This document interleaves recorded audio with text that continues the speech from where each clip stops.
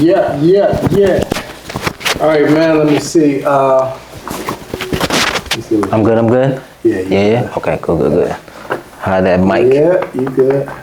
Just make sure no strings are Yeah. hanging. You can tuck yours a little more. Yeah, just tuck it a little more. Do you mind just... You got my back. I'm gonna tell you, just really no, the phone. Hold the phone and just tilt it that way. Yeah, go slower. The other way. Slower. Keep going. Stop. Right there. We're in the frame. Perfect. Thank you. Cool, man. So we want to welcome y'all to Rolling Out Studios. Y'all got this amazing film, amazing project, man. Gonna start with you, Adelin, man. Introduce yourself and introduce, the guest, the main star in the film, and tell us how this project came about. My name is Adelin Gasana. I'm an independent documentary filmmaker based here in Atlanta, Georgia. Been doing docs for close to 2 decades now. And my latest one, Brannu, the Urban Horseman, profiles the entire story of Brannu Fulton. A guy whose story is as unique as it comes. It's filled with nuance and layers. He's a guy who was a former DJ, Brownsville, Brooklyn product, found his way through CAU, did the HBCU thing, and then DJ life, rode with the big ones. Everybody from Biz Markie to Jaquan and The Brat, and he did his thing in the music scene, and then he had a Damascus moment of horse life. Now the itch began much earlier in his life. As a kid, he used to go horseback riding with his grandfather, and it just all came full circle when he came out. So it's a documentary. Me and producer Julia Griggs, we worked on for about over 2 years now, and it had everything. It had all the legs. Always itching to do a documentary about farm life, urban life, agriculture. I just want to be out there, out in the wilderness, out in rural things. So we profiled Brannu Fulton, but there's other farmers that's in the documentary, including Patrick Mohammed, Rancher K. But the whole idea is to tell this guy's story and his fight. His somebody who went all in on his dream, and very few people do that. And to give up what we think is the comfortable urban life, decided, no, I got to follow my intuition, got to follow my divine purpose. And here he is. So he became a horseman, went all in on horse life, and then he so happened to come across land. 27 acres of raw, uncultivated land just sitting there. Corner of Butner Road and Camp Creek Parkway, city of South Fulton, and here he is, 10 years strong, still at it. And so telling that whole story from A to Z, it just was inspiring, and I just thought that it was a story that needed to be told. Yeah, so what's your story, man? So share your story, man. Introduce yourself. Adelin actually sums up my stuff very well. Like, he gets it, because I can go all around the block, around the corner. So I really, you want to repeat what we say from my view? Yeah, so introduce yourself, man, and share with us your story. I call myself Brannu, but I was born Brannu Fulton. From Brooklyn, Brownsville. My parents had me teenage in high school, the teenage love thing. And they provided for me, to what they knew to do. Nobody in my family did the horse thing. My grandfather, growing up in Brownsville and being in Queens, I went to school in Harlem for a little bit. So I got caught up in the New York thing, the clothes, the mentality, seeing mostly, in my family, I saw mostly hardworking women, and I also saw hardworking men. But I was raised in a house full of women, right? So I was raised in a house with my great grandmother, her daughter, and her daughter. And one of those daughters was your mother? No. My mom had me when she was in high school. So that's what she handed it over to. Right. She had me in high school. Right. Okay. So my great grandmother stepped in. My mother's mother. So I'm in a household. My daily life was in a house with all women. Right. You know what I'm saying? My grandfather and my dad would come check me, check on me, right. Take me. So being in that world, and you have a house full of women from a wide, I don't believe in age, but a wide age group. I slowly, as a young boy, was learning women, like what a great grandmother mindset is like, and what a teenage girl mind is like, and what someone 30 and 40, and the men that would come be in their life, right? I would see, and then the men in the neighborhood I would see, and then from my grandfather, my dad, and and all my grandfathers, they was all military. Right. But that grandfather, your mother's mother, is the one. Is the one that got me into the horses. Yeah, talk about that. Talk about how his name is George Briggs, also from Brownsville, born in the projects in Brownsville. So we deeply rooted in Brownsville. He made his way out of Brownsville through the military. So he would talk to me militant kinda, but he let me be free. You know what I'm saying? But he helped me find the horses, because without him I wouldn't knew nothing. Because he told me when he would come pick me up, he would show me like guys that still winos, still in the corner, and he would say, "This Brownsville, don't think this is the world. I know you see projects every day, and you see people at the corner, and this is not. It's a big world out there. Don't get stuck in Brownsville and think this is it." So he would take me to the other side of Brooklyn, like where the Italians was at, and Greek people, Russians. That's where the stable was. So he mostly took me to this place called Jamaica Bay, owned by Italians. And on that side is Jamaica Bay in Brooklyn, or is it in Queens? No, it's in Brooklyn. Oh, okay. Yeah, so if you could look it up, people, Jamaica Bay Riding Academy, Brooklyn, New York, right on the water. Yeah, still going. It's still a nice spot, like going to Coney Island. And he took me there. As soon as he pulled me in the parking lot, the smell, I've never been around horses. The smell, the fencing, it just fit. And I wasn't used to seeing that. I'm used to seeing projects, trains, basketball. Yeah, right. When I'm like, on 10 minutes, 15-minute drive, you in a whole nother field, and then you in Brooklyn. So once he exposed that to me, I'm still young, so I'm not registering it. But my spirit and my soul is like, resonating. but I'm getting pieces of it. Like, we could ride for an hour. We start going so often, the owner started letting my grandfather take me on our own without a trail guide. Wow. And that's how I learned. He just would. Wow. So there was even no school for you. It was he would just put me on the horse through the trail. We would do some trails. We started going so often that the guy became comfortable with my grandfather as the adult, as my guardian. Like, I think you can handle him out there. Yeah. And we would go out there, and he would just say, "All right, man. You gotta pull back on the rein. All right, guys." He would just coach me and we had some episodes. I got drug out there before, you know what I'm saying, scared to death. And this horse took off. I never forget. And when I look at Soul now, I'm like, that's why I was attracted to that color. Because when I got in the documentary, it's a picture of me at Jamaica Bay, right. And the horse looked like, and I didn't really register that. It's also on the website. And so that's basically just that spark. And one of the things that we learned in this doc is that, and the reason why he works with kids is that when you get kids at that early age into that horse culture, where it's something out of the blue, something you don't ever see, it just hits them. Right. And they never forget. They may move on to other things and grow up. Yeah. But something always pulls them in. And that's kind of like your story. It pulled you in years later. I was like, it just fit. And when I got on that horse on that day, I'll never forget that day. He said, "We gonna run today." He said, "You ready?" Looked at me, he said, "You ready?" He smiled. I said, "Yeah, I'm ready." And that horse started running. Now we in the beach now on the sand. It's wide open. And I could not stop that damn horse.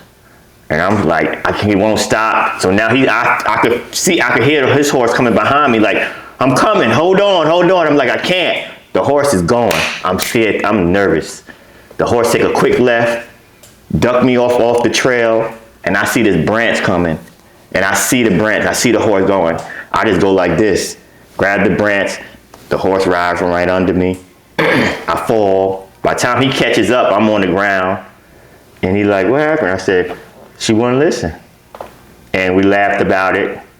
The horse kind of rode off. We found the horse. I got back on, and we went back to the stable. And from that day, I just loved the experience. So I wanted to be doing it more, but my family just wasn't part of their formula to do that. Like how I wanted to be there every day. Like even the people that work there, like the trail guys, I'm like, yeah, I want to do that. Like get paid to do that. It just didn't work out. So my cousin was dating Biz, and that's how the music thing kind of slid in my lap. You know what I mean? Biz. Marky, Yeah. Marky, you know what I mean? For old school heads, they'll know. Oh, okay, yeah, like, yeah. Who's Biz? Exactly. Biz Marky, so And part of what, not to interrupt real quick, but part of it was just that is, how do we get into a project like this is, my producer was walking the Beltline, just like every Joe Schmo, and here's this guy coming on a horse. And that's something it's just like, you don't see you at regular. Even though he's known to, go all over Atlanta. They're talking about y'all on the news now. They say they bringing horses down to the Beltline. They got motorcycles. They going 100 miles on the Beltline. I just be cooling. And I be like when I'm on the Beltline, I'm keeping it 100. I be on the Beltline. There's so many different spirits on the Beltline. Some people love it, some people don't. But it's crazy when people see the brown man on the horse. They say, they talking about you guys. I'm like, it's one guy here. Like, they're not talking about me. Well, one guy, I don't even know who those dudes on that road that night that did what they did. I'm doing my own thing. But that's it. And that's one of the things that we found fascinating by the story, is that it's not just telling a story about a guy who was connected with horses at a young age and then went back to a full circle years later, but it's just symbolically, how do we see urban farming life, urban rancher life, urban horseman life. And we're in this era of the cowboy, the black cowboy, with Beyonce and all that. So it's like there's this feeling like we know we have a projection of what the look is, but this guy lives it. Yeah. And so I always tell people, whether he likes it or not, is don't let these clothes and them cousin boots fool you. This guy lives off the grid.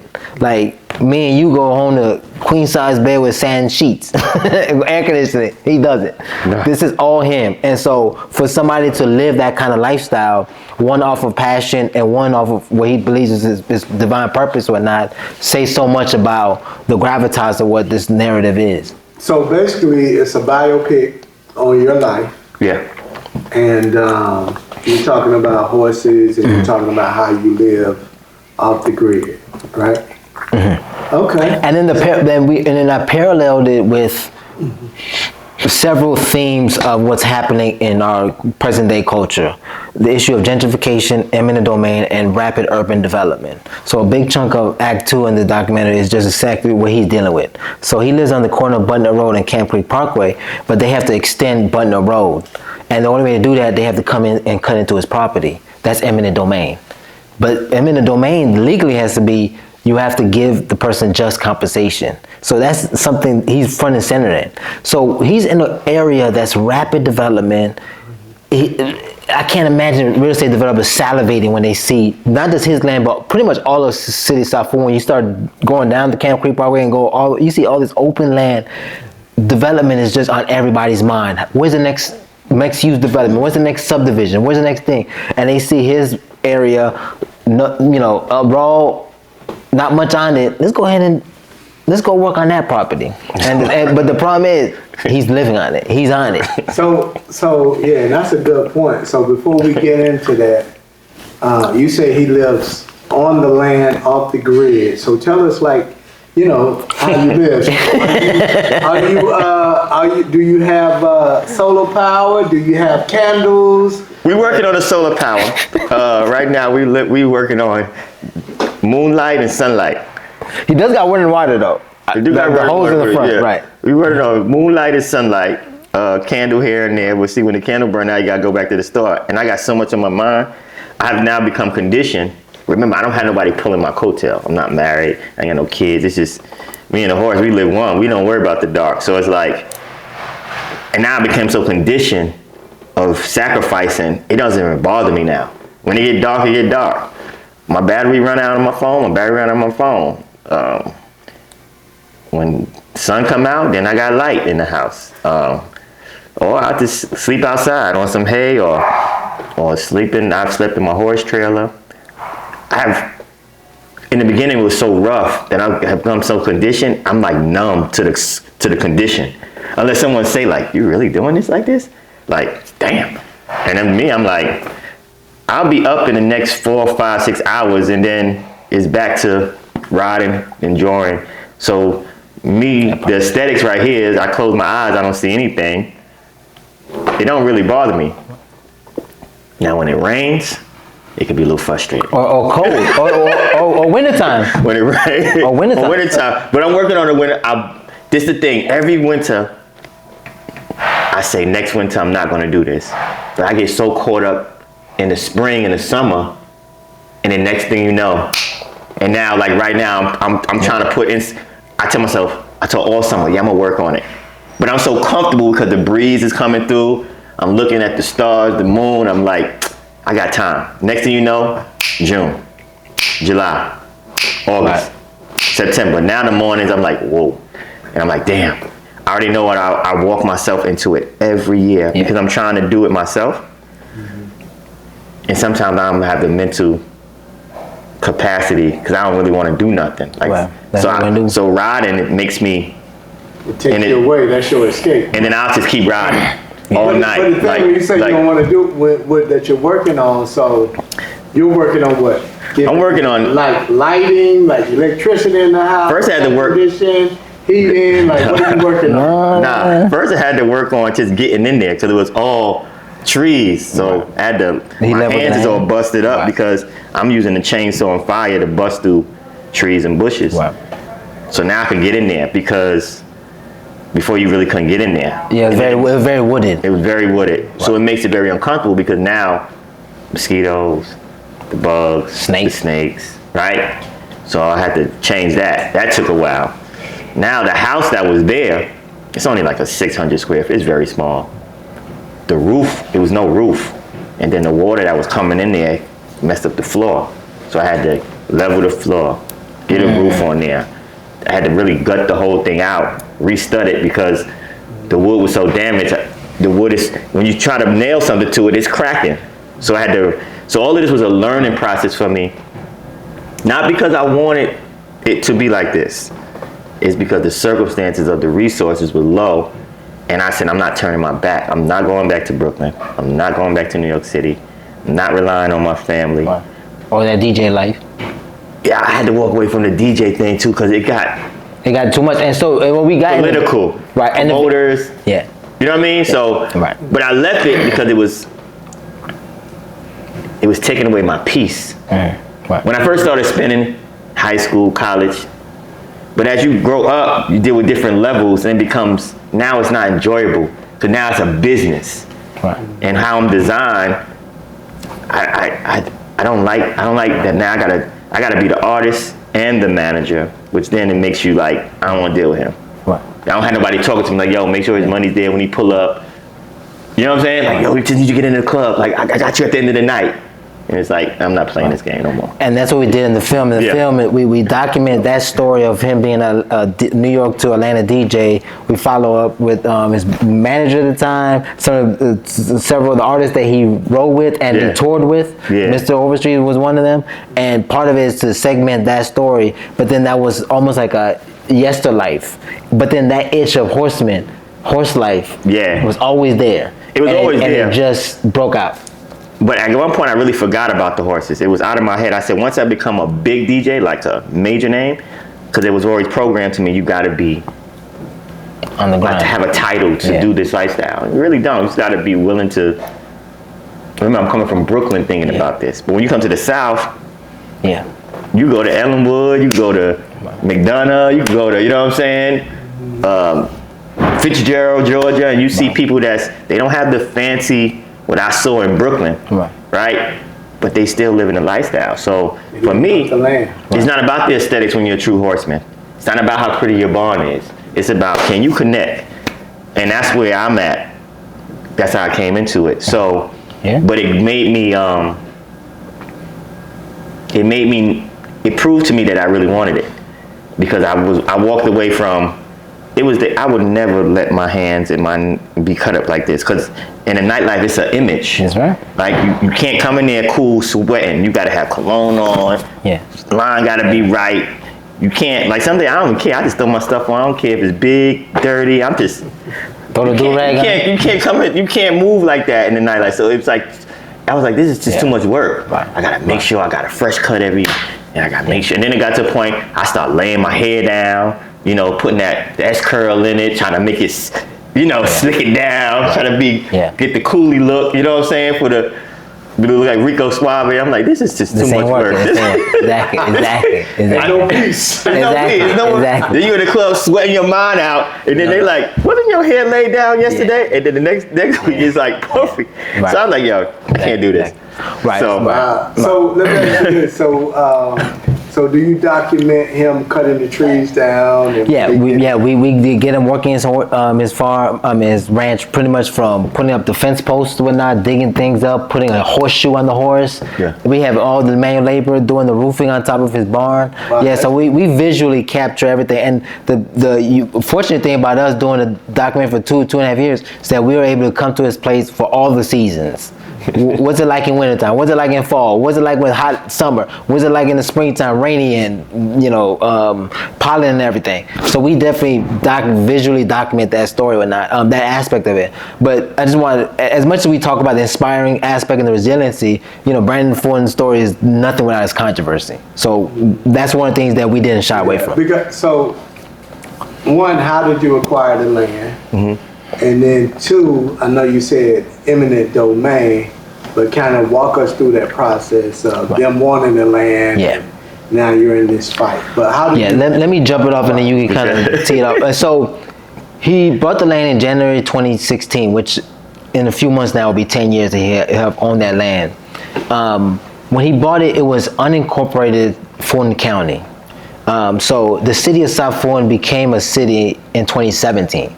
But so he bought it nearly a year before. And his battle was with them. Fulton County Commission came at him. The Fulton County Animal Services came at him all kinds of ways. And one of the things that we wanted to document was that whether we see it as him being targeted or not, it's just the manner of treatment. Is this the way you treat somebody who perhaps is pretty green at this? He did the horseman life thing, but owning land is a whole nother level. So perhaps he may have went in this to a bit naive about what it takes and finding permits and finding documentation, doing all these things. 10 years later now he got everything buttoned up. But in those early days, it wasn't that. And so there was this chasm. There was this conflict between city officials, at that time county officials, and him. And so it didn't take long for them to arrest him for what's called animal cruelty, alleged animal cruelty charge, animal abuse charge. Yeah, that on camera too, him Yes. getting arrested. Yes, yep. Animal cruelty. Oh, you can see it right now. You can Google it. Yeah. As soon as I pulled in the driveway, they was like, as soon as I got out the car, it was most, I won't go deep into it, I guess, for the documentary, but the crazy thing is that they tricked me that day. They gave me a ticket a few weeks before for me to go to court. So when I'm pulling up, I'm leaving the courthouse. They made me sit in the courthouse for 2 hours and then told me court's canceled.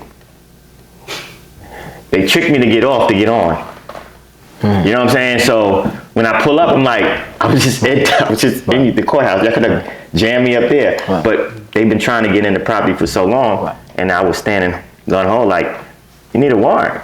If you saying horses are abused, what color are they? If you say they're abused, Right. what's the color, what's the size, just like anybody. Do an investigation. Right, you supposed to before a judge to sign off, you must have concrete information. They abused, what color are they? What's the height? This is not my first time on a ranch. I know how it goes. I've been on other people's ranches and I've seen how they've been treated. I've been to Noah's Ark. Animals died there. They throw them in a pit and light it up. Right, and bury them. Right. Nobody goes to jail. Legally in the state of Georgia, if somebody Google it, look up the Department of Agriculture and say, what are the methods to dispose a dead animal? It's going to tell you all the methods. One is burning it. The other one is burying. Nobody called Willie Watkins when a horse dies. When you have a canine, a dog, that's considered to be an officer. Did that dog sign up to get popped by a suspect running down Campbellton Road?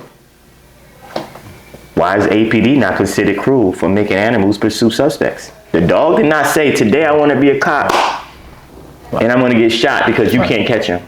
So why is the narrative different when a brown man cares for his animal and the animal passes. Why is the narrative, you mistreated it, that's why it happened.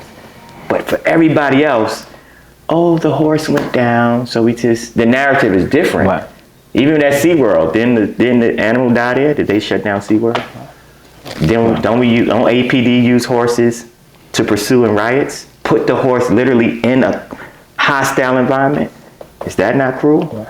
So my thing is that as I've shown them, like, what am I doing different than any other rancher? Right. I'm gonna go through all of this, buy this land, cut the trees down, be on the corner, wide open, police station across the street. Right. I'm a public figure, I'm riding everywhere. It doesn't logically make sense.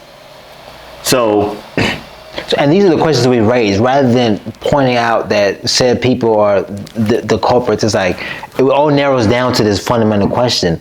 Is he being targeted? Why are they treating him this way? Mm-hmm. Does he not, clearly they don't feel he fits the bill of the horseman life, because one can argue there's perhaps a stereotype on what this horseman is and looks, and then more or less how his lifestyle should be. Mm-hmm. Because when people look, keep it 100. Anybody that's watching this, how many high-end barns with high-end horses have injuries? I know, I be around them. I've been on movie sets. I see. But it seems like if you don't have that infrastructure around you, then the injury becomes negligent. It becomes abuse. Yes. Right? Yeah. You could look at, right now on YouTube, Google it, and say horses on the track, running, that break their leg. Do they put the jockey? No, they just put a black thing over and say, oh, the horse broke his cannon bone, we have to put it down. It's a whole different narrative. The horse didn't ask to come out there and run 45 miles per hour. I get the sport, I understand that's the way it is, right? But I'm just walking. I could be walking down the belt line, and people will walk by and say, I feel sorry for that horse. They come with the assumptions. That's the wild thing. And so much about this is about educating yourself. It's about opening yourself up to, why would you think a guy who's on a horse doesn't know, you know better than that person? This is the truth that I like to say, and I feel my purpose is, when you see a man, let me say this, I've dated white, Asian, Russian, I don't see color. I've laid in the bed with people that don't look like my mother. I watch spirits, because when you deal with a horse don't see color. The horse vision naturally doesn't see color. He may see red, but he don't see every color. Literally, he can't. When you see a man ride a horse in an environment that's not his natural environment, like me, and the noise, and I'm comfortable, I'm on my phone, I got a dog next to me, I'm relaxed, the horse relaxed. You either hating because you like, how could he be this confident that horse at 1 second is not gonna bolt, and the dog, and kill him and everybody here. An intelligent person would say, he put a lot of work into that. A real horseman, a horseman would say, not a hating horseman, just horseman, like, you put work in. I can't bribe that horse to trust me because, oh, you're so cute, you got a nice hairline, like in the club, like, damn, he fine. Right. Damn, you see his watch? Right. He just pulled up in the Ferrari. Right. Horse don't give a fuck, he don't care about that. I have to literally be something to trust. Almost like a horse whisperer. Like, you have to have that connection. So outside looking in, you should say, this like when you go to horse shows. When I go to horse shows, professional horse people, they buy other horses based on how the horse is performing by who's selling it. Just Google horse auctions, how they'll sell a horse for $80,000. And other guys that don't want to do the work, they'll sit there with a nice, plenty money, and they like, okay. And they say, this horse going for $80,000, anybody want $80,000, $85,000, and they auction them off. And then the person that's selling it is showing what he taught it. And based on how he maneuver, price goes up. They respect it, but you usually don't see me. And a horseman, from the beginning, were mostly melanated people, right? And I just want to make, I just want to, because right now we all jumping in this horse thing because our entertainers are making it cool. Right. But they just making it cool from a fashion standpoint. Yeah. You know what I mean? Like, the Southern soul music. Yeah. Like, it's just and we dancing, but but it's because of horsemen, not just me, Bill Pickett, you know, the Lone Ranger, just some that we know, great old school guys from Atlanta that when I came here, I salute them. A guy named Nick, an old school guy, I even stole this saying. He used to say, show yourself. These are guys that's from Ellenwood and Old National, and I respect it. And I just really I don't want it to die because I was that little boy that didn't have access. And I know when I got introduced to it, I'm like, damn, this could work for me. And I know it may be somebody else that may want access but can't get it, but want it. And a blessing may come through the riding, but now they caught in corporate or doing something that's not making them happy. Now they living they're not really living their authentic self. Right, and maximizing on their potential of what this could have took you. Yeah. You know what I mean? You now forced because society telling you, get 2 degrees, go to Clark Atlanta, and then you're gonna work for Price and Coopers, and then you're gonna be at the mayor's ball. House with a picket fence. Right, exactly. You know what I'm saying? Exactly, the whole American dream. Right. But one thing I also want to add really to Brandon's story is that not just this horseman lifestyle and tending to horses and taking care of it and building a ranch is the landowner aspect of this. Yeah. And when Fulton County arrested him back in 2016, they took all of his horses and a cow he had, 7 horses and 1 cow.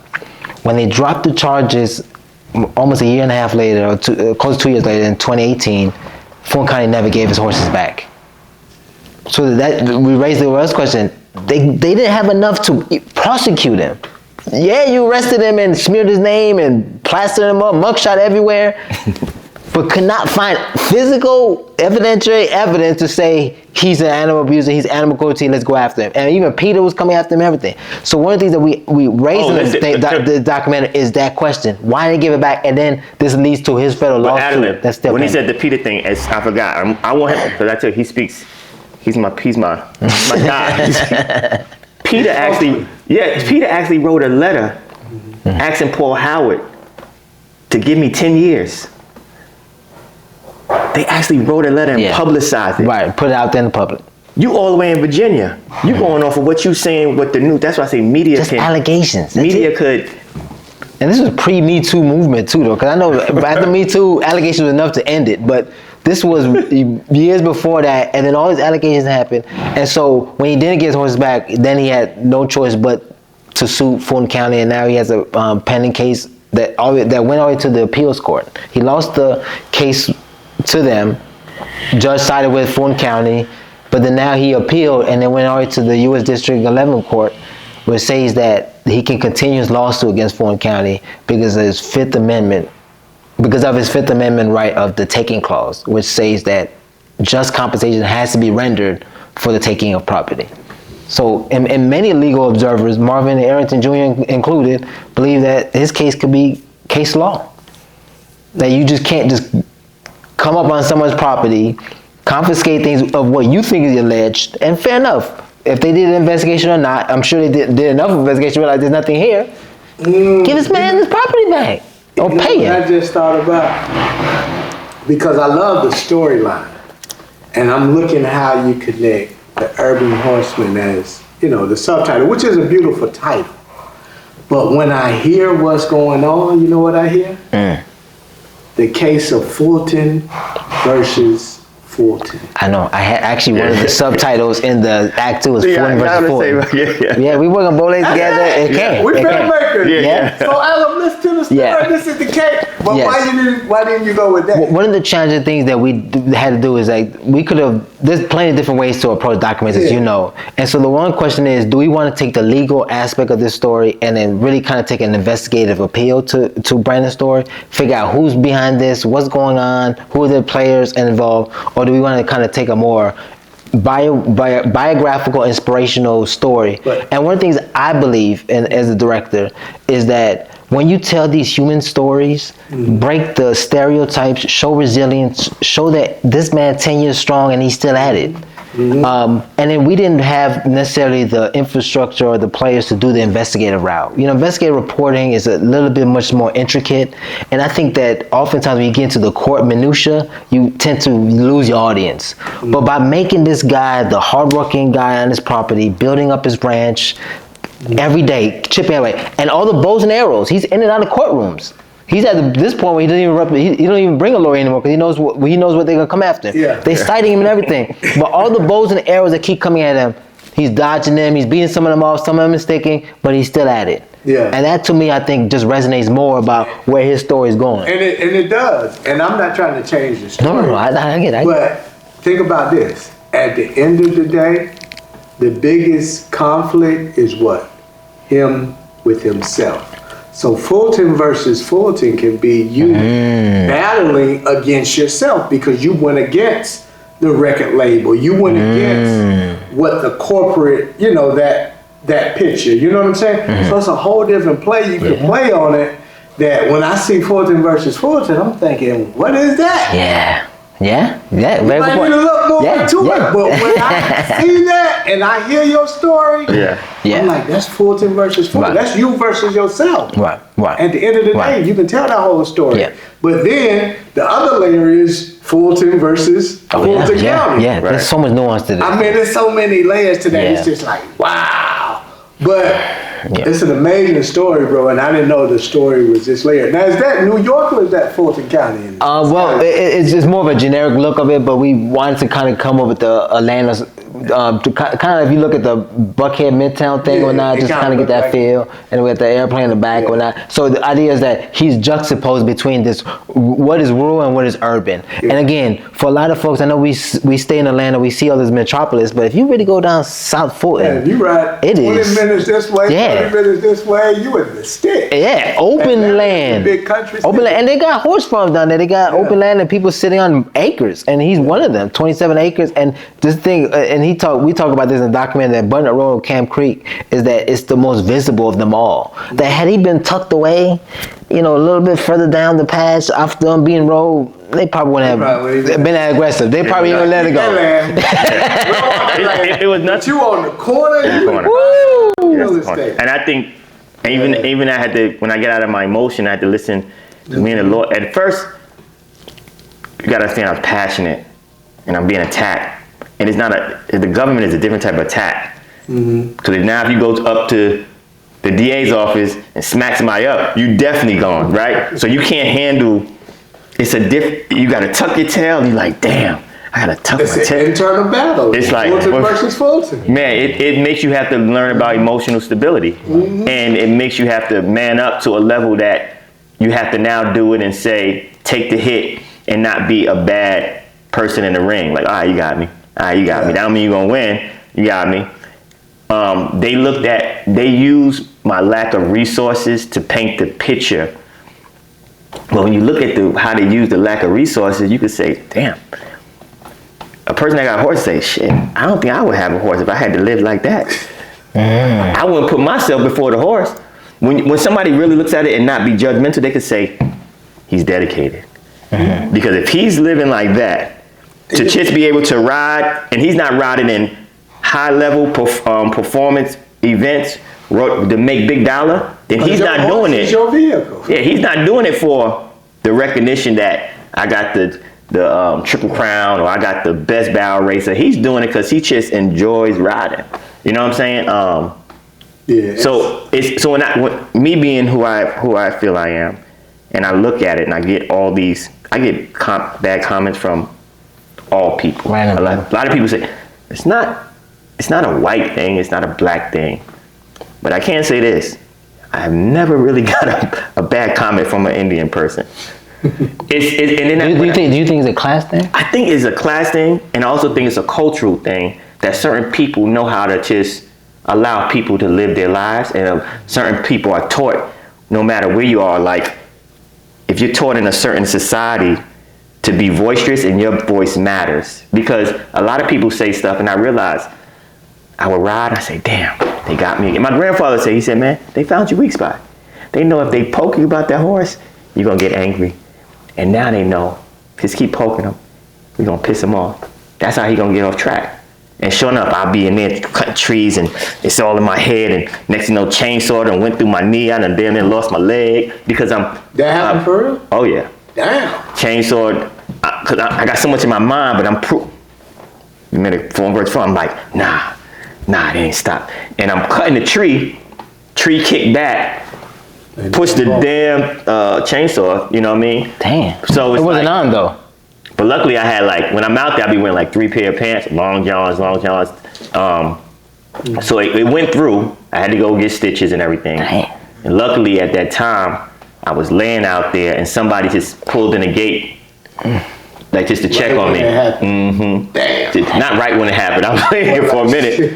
And shortly after. and I had no car, nothing at this time. And they came back there and they took me to the hospital and stuff. But that's what you say, when you're not, that's why now when I'm frustrated, I don't even go around the horse no more.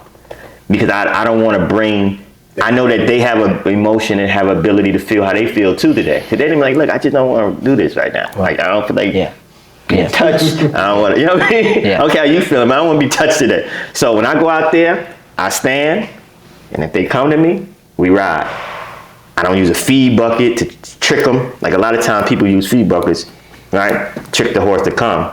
Nah, I'm gonna use the lead rope and the feed bucket. They one and the same, right? Then I got to a point, I'm like, you know, I'm not gonna use the feed bucket at all. I'm gonna see, do this horse really wanna interact with me? When I stand there and call, by the way, this stuff we documented too. when I go out there and call you, will you come? I'm not shaking the feed bucket. I'm not gonna feed you immediately when you come into my arms. I just wanna see, do you wanna be with me? So over this over these situations, it actually made me a better horseman than I ever was. Remember, I started with no experience. Yeah. You had to conquer that inner. Yeah. Right? That's powerful. And being stuck out there with them without all the bells and the whistles of a fancy barn, I had to just learn how to connect naturally. I can naturally, and survival mechanisms too. Right. Naturally, and be a true natural horseman. Right. Like, here, like, do you have enough soul and spirit connection to that animal that you can communicate to her to be with you? Yeah. And that's the name of the horse, So. This specific soul, yeah. Y'all got me ready to see the top, man. Exactly. So, Yes. in closing, man, why should people come out to see Brannu? You call it both ways, Brannu or Brannu. It don't matter. Yeah, why should people come out? World is a red carpet premiere. World premiere this month or whatnot, September 18th. The first time the world gets to see his story. Then we have a whole bunch of other screenings laid out the rest of the fall going this winter time of this year. It's an inspiring story. It's a story of grit. It's a story of just what happens when you disenfranchise people and you segment a certain group of people when rapid change happens in our communities. We always talk about these legacy residents who are kind of forgotten, and with new development that comes in, they get sidelined. And so this is just that. This is about the black landowners who, there's an acre of land that's lost among black landowners daily, every single day. Wow. Acres. And so where we are in the 21st century when it comes to black enterprise, black ownership, black land ownership, and so this is part of that conversation. And again, and more or less for the Metro Atlanta watchers who, if you were out and about, you've seen this guy. He pulls up at U-Bar, Sweet Lounge. He's out there, the Beltline. It's a community story. It's a story about who are these individuals who live a different lifestyle than you, different expression than you. Should we allow them a space? Should we allow them to be who they are and not try to get in the way? And more so, what's the role of government? Is government there to assist? Is there government there to aid? Or is there more nefarious roles for government? Now, I feel people should come out because before it was all this zoning, everything was agriculture. Everybody used their yard to feed themselves. Then over time, a pristine yard was a symbol of, I'm wealthy. I don't need my yard to feed me. I can buy food. So over time, we became, government started programming that the elite wealthy, they don't need their yard to look like crops and stuff growing. They could actually cut it and make it pristine and give you just immaculate grass. No food could be produced because I don't need this. I purchased my food. And when you come to Butner Road or any place, do you kick out the people who was there first because you want to move into a townhouse? So now I must submit my life, and you are out of towner. Well, I'm out of towner too, but at least I kept to the core of what the neighborhood was. Right? No, Do I have to adjust? It's all AG1. Right. Butner Road is all AG1 land. Now, the AG1 people who like this lifestyle must now change, and now the volume of you guys who want to be in subdivisions and HOAs, your voice become more powerful because the investors that don't even live in this neighborhood, that's oversaturating the block, who don't have to sit in the traffic, they just throwing dollars into the county, into the city officials, and they wife and kids don't have to sit in the block, in the traffic, right? Like, I got to submit my life for your life. Yeah. We have to learn to live together. And so I'm going to make it all sense. Coming to see the documentary, I have proven my dedication. I have proven what happens when you truly do the right thing. Regardless if the government come at you, Peter, if you truly doing the right thing, it's going to be hard for them to stick you. I truly was doing the right thing. So no matter how they came at me, I survived it because it's like somebody saying, oh, I didn't know he had a gun in the car. Come on, you didn't know he had a gun in the car. You didn't know. Right. You know what I'm saying? When you truly do the right thing, no matter how they come, you're going to win. And Define. it goes back to the analogy of riding a horse. It's a trust thing. I'm trustworthy. I've proven my trust that I can do this with the bare minimum and get the horse to perform to a peak of level where people from movies are calling me. People want me to bring the horse to their movie set. movie set. They want the horse at their event. I done had my horse at Compound before for Usher's kids party. I've done people from Invest Fest, Neo, and Him 500 has hired me to bring my horse to their house in Buckhead, by Phipps Plaza. So I'm an example of, you don't have to have all the bells and you got to just master your craft. Don't worry about whatever it is. You ain't got to be a horseman. If you're a good chef, master your dish. Don't worry about the restaurant and the lights. Master your craft. Focus on your craft. Yeah. And your craft will take you far. And most importantly, why you should come, that you could ask me any question and see through my voice, through my tears, I probably may cry because I'm so emotional about it, that I really want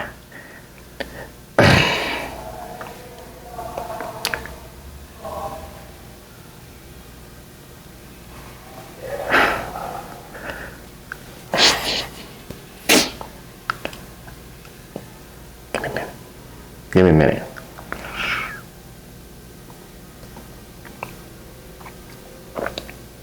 I'm almost there.